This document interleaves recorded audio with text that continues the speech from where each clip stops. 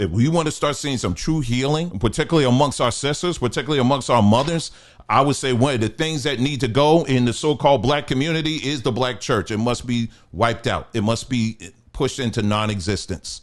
I'm being honest. I'm sorry. I have to tell the truth. I have to tell the truth. I do. Because they have what they have done, how they have corrupted, how they have manipulated our women, particularly our mothers. It is demonic what they have done. These are one of the main contributors, but there's other factors as well. You have individuals out here, and I sit back and watch them, and they have openly shared how in their childhood, how they were scarred. And I'm talking women now. They would talk about maybe they were scarred in their childhood, maybe they were scarred in a marriage or whatever. And then I sit back and I see that they have YouTube pages or TikTok pages or whatever, and everything that they're saying, their entire worldview is coming out of that scarred place.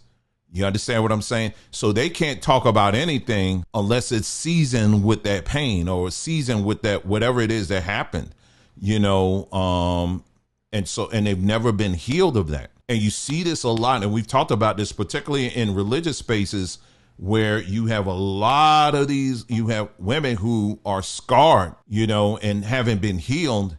And so what they do is they believe that by holding up the Bible and every other word that they say out of the Bible, it's just, I'm a hide behind his word, and you think that this is covering up those scars. No, you think that's happening. But when you look closely and you go and you start smelling a little bit, what you smell? You smell all that pus that's coming out of those open wounds. The scars are still there. So you can sit up here and quote all kinds of scriptures and talk about all this stuff that, what God is and this, that, or whatever, but the scars remain in many of these cases. And it comes through so often. And then that's why you got these preachers out here. They see that stuff and they take advantage of you. If it wasn't for many black women, we wouldn't have, a lot of these churches would be completely dismantled, because it's the money oftentimes coming from black women that are holding these churches up. Have you ever thought of that? And then you got this greasy behind preacher up there. He's sitting back and he knows the right things to say.